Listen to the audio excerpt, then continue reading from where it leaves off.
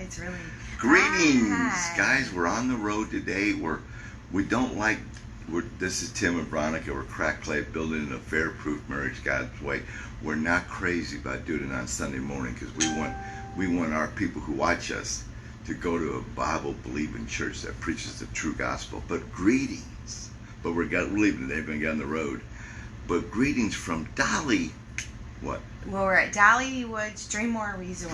Dreammore Resort, yes. Yeah, and we're just having a blast this week. And I just want to encourage you, if you haven't read the story about Dolly, watched her movie. and the coat of many colors when she was a little girl. Her little baby boy died in birth. And they went to church every Sunday, but their dad came, but he never went in. He stood outside the church. He wasn't a believer. Until one day, they got back together, Mom and Dad, and he came through those front doors, all the way down during the middle of the service, and he gave his life to Jesus. And that family became united in Jesus. What an awesome story. If you haven't read The Coat of Many Colors, Or watch the book. I mean, watch the book. Yeah. She has a book, and she's got a movie, The Coat of Many Colors. And Mom gave Dolly that because of Joseph. And she was ridiculed about it. But the best thing about that movie, she was such an actress back then and just a singer and glued that family together. But her daddy got saved. It was an awesome movie. It was an awesome movie, but also it just goes to show how wonderful America is, the United States of America. Rags to riches. Because she was one of 11 children. Dolly Parton was one of 11 children. So there were 13 people, including Mom and Dad, in this tiny little shack. This one-room shack with just this wall not even halfway built through. They had there, and when we went to Dollywood, there's a replica of the cabin that her brother built that's an exact replica of the shack that she grew up in, and her mom furnished it with some of the actual furnishings from their home. And there was only one double bed and one twin bed for 13 people. 13 kids, and we complain. 13 people, 2 adults and 11 kids. Complain. 13 people. And in look America, at Dolly Parton now. You can do whatever you want to do. Absolutely.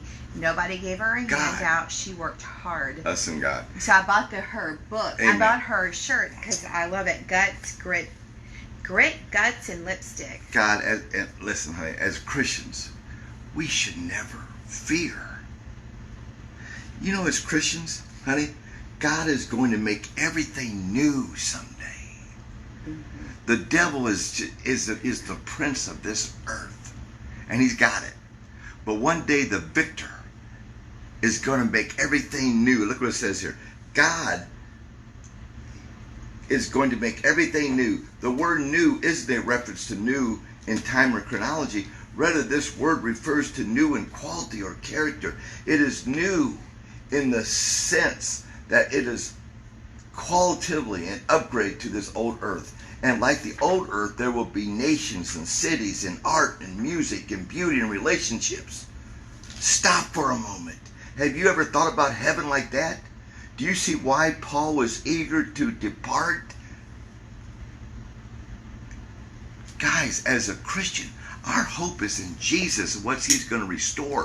This earth's not going to get any better while the devil is still the king and he's still the prince of this earth. It's not going to get any better. We might have times, and I'm praying for a revival, but it's going to get worse and worse until God comes back and judges the nations and restore orders and creates a new heaven and a new earth very similar to what it was like in the Garden of Eden before man in sin corrupted it. That's what's so awesome, isn't it, honey? That the first 2 chapters in Genesis are very similar to the last 2 chapters of Revelation, when he restores the new earth again. Isn't that awesome? After we talk about this, I'm going to tell you how you could, beyond a shadow of a doubt, know that you're going to the new heaven and new earth. But today we're going to talk about what, sweetheart? My 5th need, a woman's 5th need. Yes, and what's that, Pumpkin? She needs him to be a good father or family commitment. So, his needs, her needs, William Hurley Jr. So we are to her 5th need, so which is good father. And I just want to clarify, well, when we go through this, you'll hear, Good father means an active father with the children. So Time. Time Play. is how they spell love, right? And But if I'm supposed to give you 15 hours a week, that doesn't mean I give anybody else 15 hours a week, does it? it does. Well, we're going to talk Oh, about we are? that. Okay. All right, good. So he opens up with a story, which he's about a husband and wife, and they had children. And she noticed before they got married, he wasn't really into her family. She thought it would change. How often does that happen? You think they're going to change after you get married? And then they got married. He still wasn't into her family. She noticed he really wasn't into hanging out with his family either. They have 2 children. The children, he's not still making time for the family, for her and the children. And then she thinks that it'll get better as they get older. It's just because they're babies. As they get older, it doesn't change. Well, his cousin starts, who's around for family events and always plays with the kids, and they just love him so much. And then she and the cousin run into each other one day, and he asked how his favorite kids are doing, and she just cried and started talking about her concerns about how she worries that her husband isn't being the kind of father that her sons need. And so he decides he's going to start investing more time with the children, the cousin, to compensate for what his cousin, her husband, isn't doing. And the next thing you know, the 2 of them have a bond, and they're having an affair. So, he says that affairs like this are not as common, but they do happen. And so it's just something that we need to be aware of. It's another emotional need. It's one of those emotional needs that women need. One of those needs that women have that are emotional, that they need filled in their marriage. Yeah, so wives want their husbands to take a leadership role in the family, and they want him to commit himself to the moral and educational development of their children. The ideal scenario is for a wife to marry a man that she can look up to, and she can respect, and have her children to grow up to be like them. Proverbs 22:6 says, train up a child in the way he should go, and when he's old, he won't depart from it. And most mothers understand that, and they expect their husbands to play a key role in that training up the children. And women instinctively know, he says, what psychologists are just figuring out is that a father has a profound influence on his children. And in families where a father takes little interest in his children's development, the mom will try to motivate him to change, right? And she'll do things like buy books on parenting and try to get him to read them, or leave them discreetly around. She'll try to get him to go to seminars. She'll try to get him to watch shows about it. She'll try to get him to go to a family counselor, the pastor, in an effort to meet with, but usually her efforts are only met with partial success. And many times he'll put like a half-hearted effort just to shut her up, right? And then he doesn't, it just lasts for a little bit. It doesn't last for a long time, or he comes up with excuses about why he's not more involved, things like that. So what happens? Because she knows that her children need a man in their lives that they can look up to. So she starts looking around for men that she can point out to be a man that they can look up to. And sometimes, if she's lucky, there's a grandfather around, and the grandfather will be a good role model and will invest time and mentor the children. And other times that might not happen. There might not be a grandfather. So then she starts to look around at men in her family or a circle of friends to meet her needs. Because she knows she must have a man contributing to the well-being of her children. So for a couple to achieve this kind of training, they need open communication to discuss time and training to meet this need in her. A man should devote time to his family, and just like you said, you have 15 hours you're supposed to spend with me, but there's also another 15 hours separate from that he should be spending with his family, or we should be spending together doing family things with the children, quality family time. And that is not and the care of the children, like if you have small children, it's not the time you Especially spend. small children to 12, 13. Especially with the small children, it's not the time that you spend cleaning and feeding and clothing them and making them safe. It's actual quality time. It's when the family's together for moral and educational development of the children, right?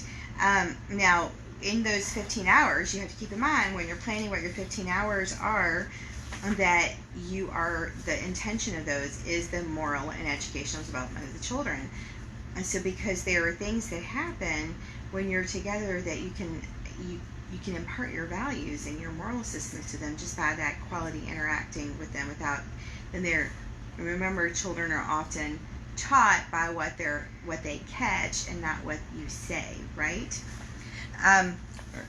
So some examples of things to do for your family time, your 15 hours, or your meals together as a family: walks and bike rides as a family, attending church, family meetings, playing board games, reading to the children before bed, helping the children with financial planning, household tasks, and family projects that can be fun.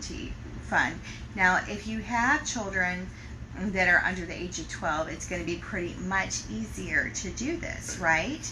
Because they're still young, and it's going to be fairly easy to motivate them to spend time with you. Well-planned events, though, when you have a teen and you have not always put this into practice, it becomes a lot more difficult to maybe tax you on that, because they're going to want to hang out with their friends and not the family. But if you use some imagination to develop some well-planned events, then hopefully you'll get some buy-in from your teens, right? If your children have not grown up with such family time, if your children have grown up with it, it shouldn't be difficult to keep it into practice. If they have not grown up with it, then it's going to be a lot more challenging. So parenting takes a lot of training, right? No one is born knowing how to care for a child. So there are some things, and some guys, some men, maybe they withdraw from that because they don't know what they're doing. They're feeling insecure about it.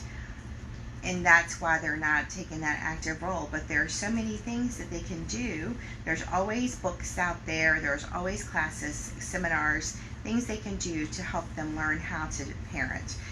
And moms, just by nature, I think, read lots of books. I know I did.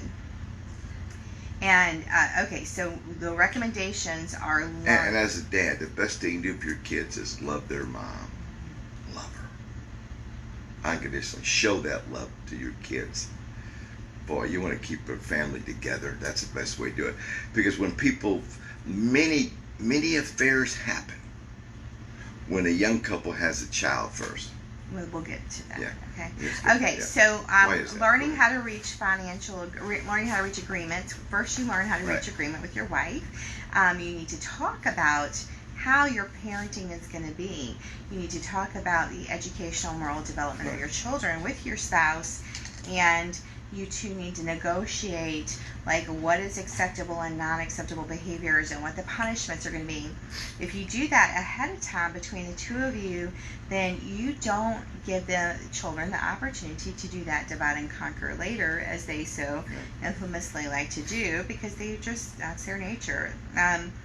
If you are not on the same page, so you always want to be on the same page in front of the children, right? But and if you are in agreement, what happens a lot of times is a lot of dads don't know how to negotiate with their wife, so they think that it must be his way or no way.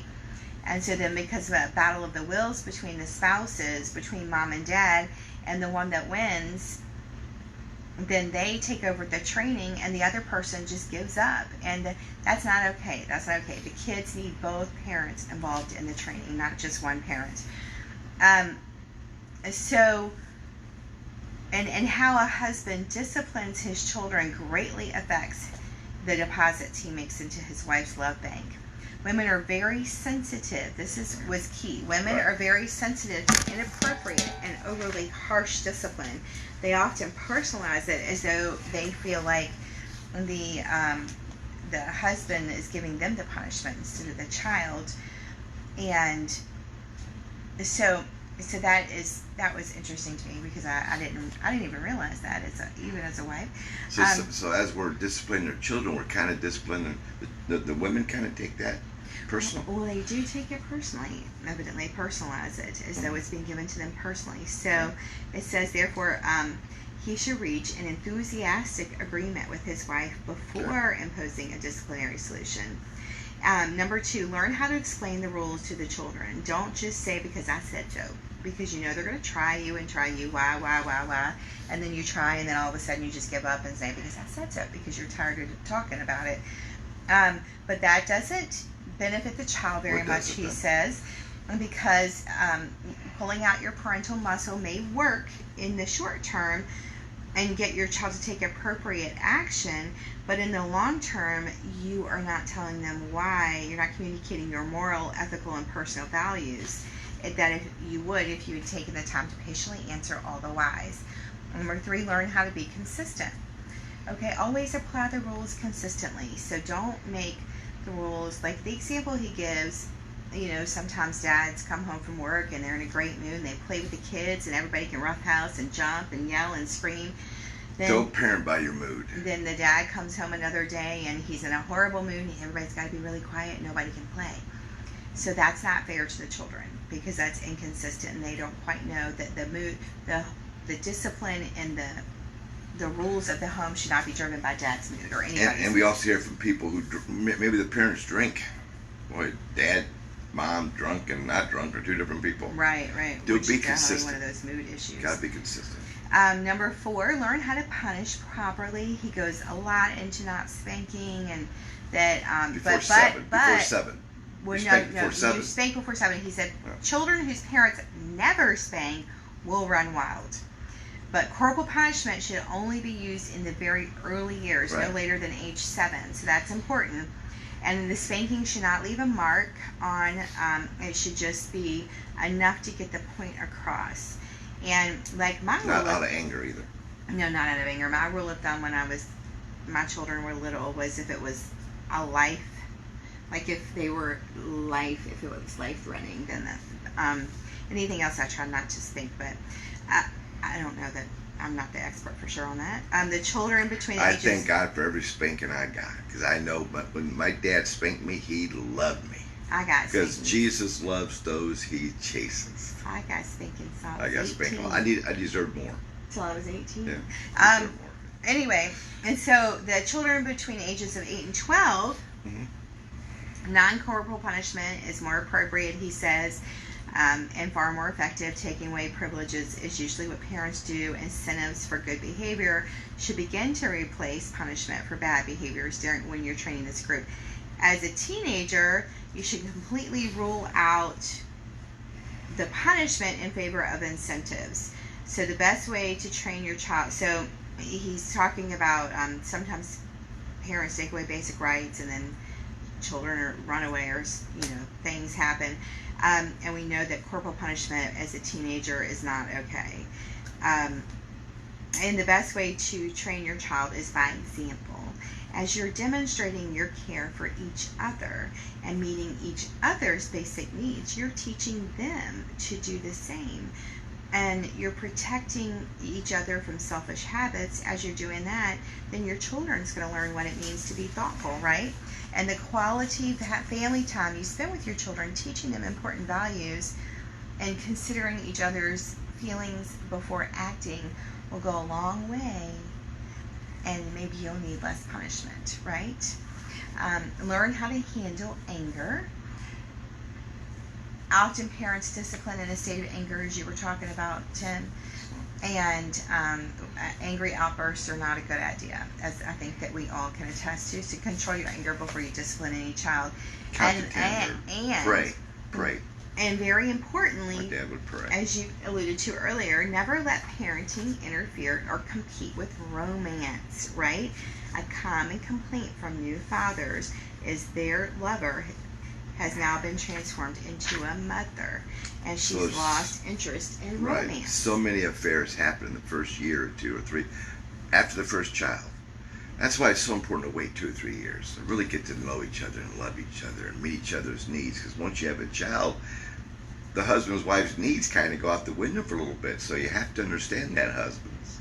Well, but it's okay. I mean, but you should. Though, but women. We got to keep it. But together, women, you have yeah. to work together to keep those going. So And parenting and your passion has to. Your needs shouldn't be going out the windows, though, and that's the point. She has to be intentional. Yes, there are times when that baby is the little newborn baby that every demand is being made of you, and you're feeling taxed. But you still have to make time for your spouse. You still have to make time for romance.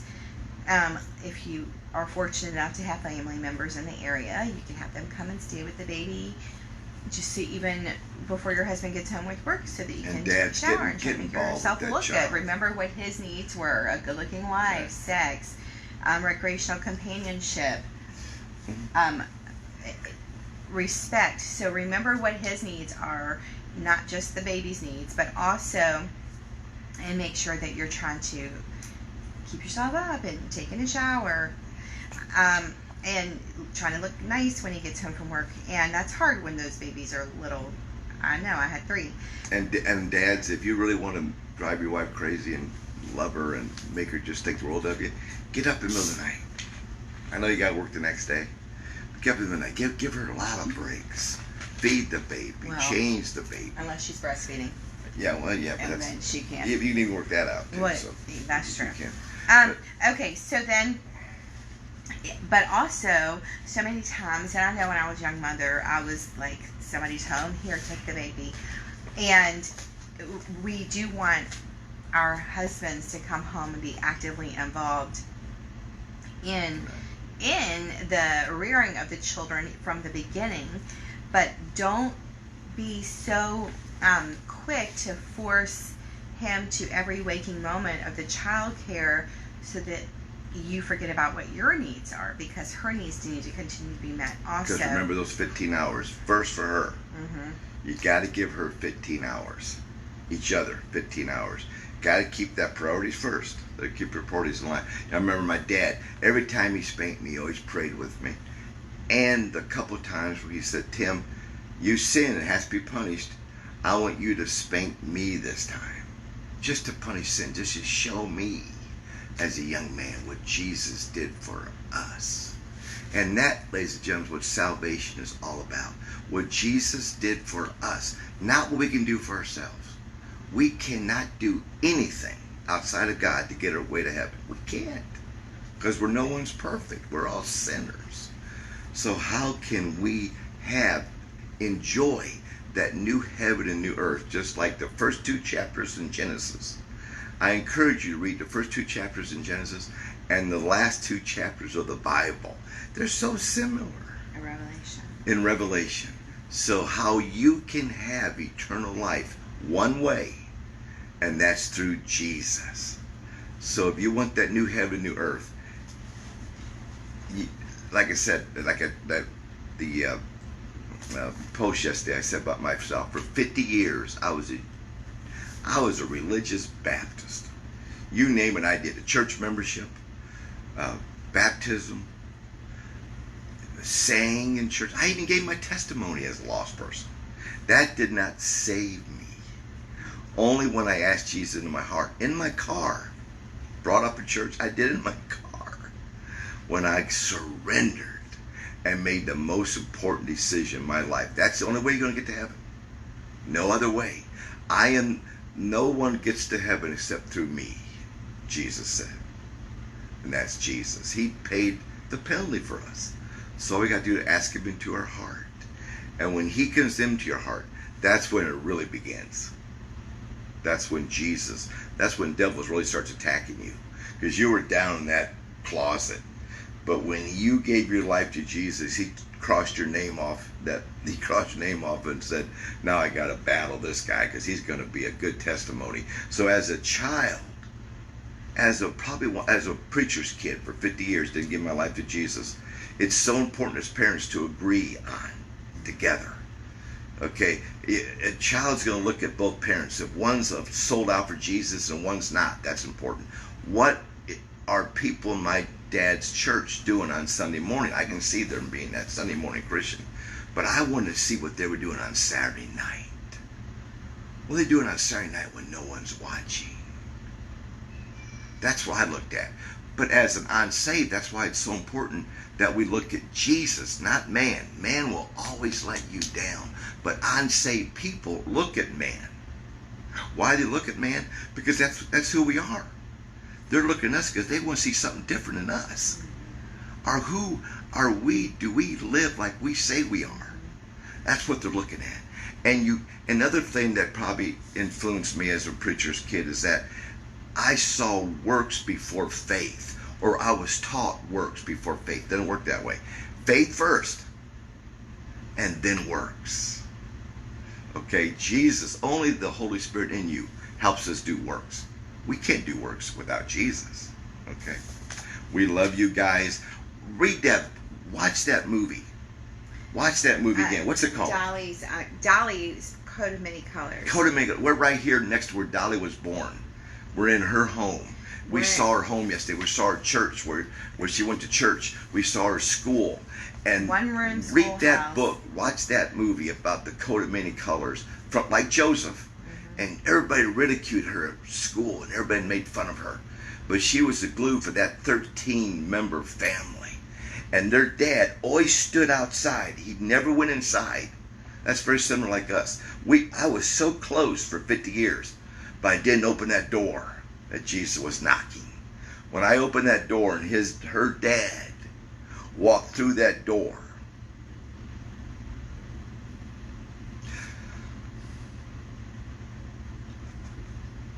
he gave his life to Jesus. That's what it's all about. That family was united. And they're going to be in heaven. I'm going to see them someday, and I hope soon, because I'm ready to get out of here. But this is my home. Live for Jesus. As a Christian, we should celebrate that the Garden of Eden without sin is coming soon. We love you guys. Live for Jesus. Jesus loves you so much. So sorry again about coming early this morning. Sorry, but I hope you're in a Bible-believing church that preaches the true gospel of Jesus Christ. So sorry about being early, but we're going to be on the road today, so we wanted to come to you early. And probably take your time and stuff. Yeah. All right. We love you guys. Bye.